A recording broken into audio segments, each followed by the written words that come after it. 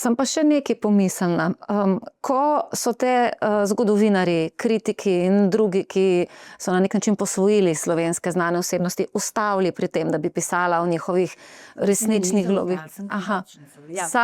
Torej je bila to samo cenzura pravzaprav. Ne. Sprašujem, zakaj je ta glas močnejši kot recimo tvoj notranji glas, da je to nekaj, kar bi pa želela narediti? Ne, saj v bistvu je bilo tako, da nisem jih recimo vključila v to knjigo, samo zato gre, drugače še zmeraj veliko pišemo pač tudi o slovenskih umetnicah in tudi, ne vem, bila je razstava recimo v mestnem muzeju nedolgo nazaj o ženskih slikarkah, pozabljenih in kiparkah in tako naprej, ki je bila tudi izjemna razstava, pač moramo vedeti, da tudi po svetu se šele zdaj odkrivajo neke zgodbe ženskih umetnic, tega, kako neskončno nadarjene so bile in so bile res pozabljene. Tudi nadrealisti so bili v bistvu družba moška in so imeli ženske za muze.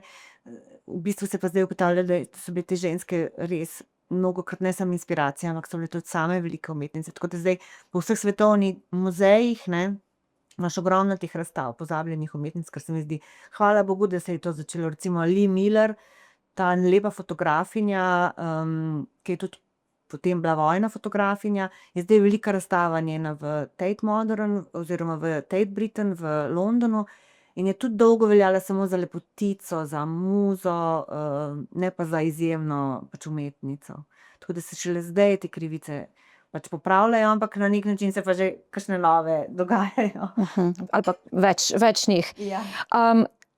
Kje pa ti recimo, ko pogledaš vse te zanimive ženske, vidiš prelomnico med bizarnim pa prelomnim, ali pa med tem, da nekdo sledi sebi in je zaradi tega zanimiva, in med tem, da je preprosto samo zbuja pozornost in da je vse skupaj že bizarno?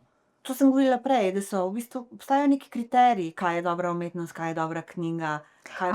Ne mislim zdaj pa v samem pisanju, ne mislim o knjigah, ampak o njihovih življenjih, o tem, kako nastopajo, kako se prezentirajo, o tem, kaj želijo postati oziroma s čim se ukvarjajo. Ne vem, se mi zdi, da včasih je bilo drugače, da če je hotela ženska mogoče zbuditi pozornost na svojo umetnost, na to, kar dela, je bilo veliko tega egocentrizma. Danes se mi zdi, da je to bolj rezervirano za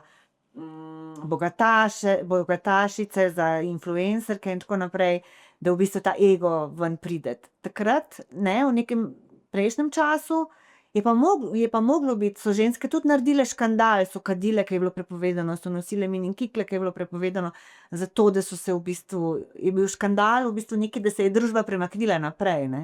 In se mi zdi, da je tega premalo, da bi v bistvu, da so škandali v redu stvar, da niso rezervirani, ne vem, samo za Kim Kardashian, ker je danes škandal, da si ona kupi, ne vem, torbico za, ne vem, 20.000. Danes je v bistvu presežek vsega, svobodni smo, samo si mislimo, če lahko kupimo nekaj dragega, ne, do tega smo prišli. Ampak ne gre za to. Gre tudi za neke škandali so tudi nekaj drugega, so v bistvu tudi neka vrata ali pa okno do neke spremembe ali pa svobode. Neke blazirane misli ljudi spravi v pogon. Mislim, da to lahko še zmeraj deluje. Poskušala bom vprašanje oblikovati tako, da bo imelo smisel. Jaz v svoji glavi vidim neko jasno ločnico med influencerji oziroma influencerkami in navdihujočimi ženskami. In me zanima, če jo vidiš tudi ti, oziroma če bi te vprašala, v čem je razlika, denimo, da zdaj začnemo pogovarjati, da neka razlika obstaja, v čem bi bila ta razlika med nekom, ki je influencer in med nekom, ki je oseba, ki navdihuje. Jaz ne vem, jaz ne spremljam toliko tega, moram ti reči, ampak spremljam pa par influencerjev, recimo tujih, pa tudi domačih, recimo, ki govorijo o knjigah, ki govorijo o vrtu, ki govorijo o, ne vem, o likovni umetnosti. In to se mi zdi glih tako zanimivo, je to pač samo en medij več za neke zanimive stvari. Zdaj najbrž, ne vem, tudi jaz zdaj pogledam, ne vem, influencerko, ki mi govori o kozmetiki, zakaj pa ne, ne, hočem reči, če je tega preveč, ali pa če gledaš samo to, ni v redu, fajn je kombinirati, se mi zdi, in s knjigami, in z, ne vem, z različnimi stvarmi. Tako da ne bi bila a priori kritična do tega, tako kot je povsod pač vsega polno, je tudi tle nekaj, kar moraš prepoznati, pa kar to je zanimivo, pa kar ti je všeč. Je pa res, da se mi zdi, pač danes je tako, da ni več kritikov gledaliških, ni več kritikov literarnih in tako naprej. In so, ali pa kritikov konec koncev na modnih revijah. Jaz imam tudi rada modo, recimo, ali pa gledam modne revije, ampak zdaj so influencerke tiste, ki določajo trende in tako naprej. In se mi zdi, da je to malo smešno, da se je to spustilo iz rok nekih profesionalcev ali pa nekoga, ki je to študiral, nekdo, ki ga je to res zanimalo. Nekdo.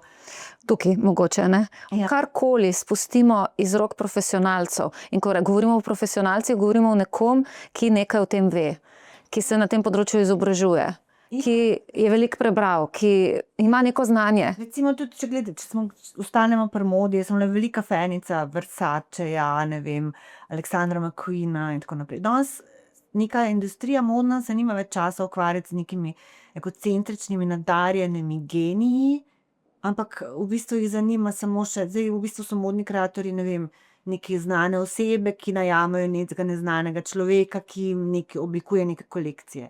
Pa kam so izginili, ne? Neki geniji, neki modni guruji, ki so včasih niso vplivali samo na modo, ampak tudi na glasbo, na konec koncev, na likovno umetnost, na vse, ne? Danes je to vse samo pač biznis. In to se mi zdi škoda, ker se s tem in uničuje domišljija, fantazija, svoboda, se mi zdi, da to ni fajn.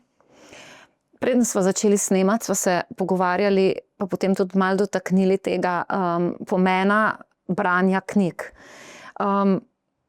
V čem vidiš ti prednosti branja knjig? Zakaj je to nekaj, kar bi morali danes še vedno spodbujati, glede na to, da je večina podatkov dosegljivih na internetu, da če jaz vtipkam, daj mi 50 lepih misli na temo to in to, jih bom dobila in ne rabim nikoli niti odpreti nobene knjige. Zakaj? To je zmeraj težko, ker se počutim kot pedagoški delavec, ki govori, zakaj je dobro brati. Ampak ni dolgo nazaj, ko sem bila na večerji s prijatelji, ki imajo zelo žive otroke. In te večerje so bile včasih zmeraj tako, ni bilo miru. In kar naenkrat je ta otrok bral knjigo, ne vem, Harryja Potterja, ne vem kaj že, in je bila čista tišina. In potem se mi zdi, kako je to lep prizor enega otroka, ki čist tiho sedi in čita knjigo in možgani njegovi in cel svet se mu odpira, kako v bistvu se tudi njegovi možgani, ki se konec koncev že zmeraj razvijajo, kako ta knjiga vse spremeni. Tako da se mi zdi, otroke danes ne moremo siliti k branju, morajo na nek način sami to odkriti, ne vem, kako to pač se lahko naredi, a ne, ampak mislim, da je treba vedno več brati, tudi zato, ker imamo vedno bolj fragmentirane misli, ker ne znamo več neke celote povezovati, ker tudi v tem svetu tudi domišljija več ne šteje nič, je pa izjemno pomembna, ker otroci tudi ne znajo več se sami igrati in dolgočasiti, ker tudi dolgčas je nekaj, kar zbuja domišljijo, neka samota. S knjigo si pač sam, ne moreš.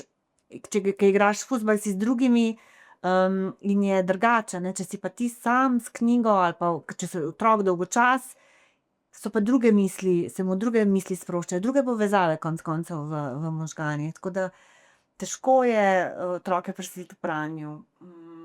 Ampak ne vem. Drugače obstaja ena zelo dobra knjiga, če slučajno kakšnega starša zanima, Vzgoja strastnih bralcev, kjer avtorica preprosto pove, da je univerzalna resnica, tako kot pri vsaki vzgoji, da to starši lahko naredijo edino na način, da to navado od malega razvijajo in da so tudi sami zgled. Pa smo pri tem, da je to mogoče za koga težko, Da tudi sami nismo morda nekateri več bili v takšnem svetu, a ne? Ja, To, da ni časa, to v resnici ni izgovor, da tega sploh prišli ne bomo, ampak mogoče res samo za zaključek, to si lepo povedala, ne? Treba bi se bilo zavedati, da knjige resnično odpirajo nove predale v možganih. Nov in predal. In če to počne odrasel človek, je to že zelo spodbudno, če pa to delajo otroci, je pa to res zelo pomembno za njihov razvoj, ne? Absolutno.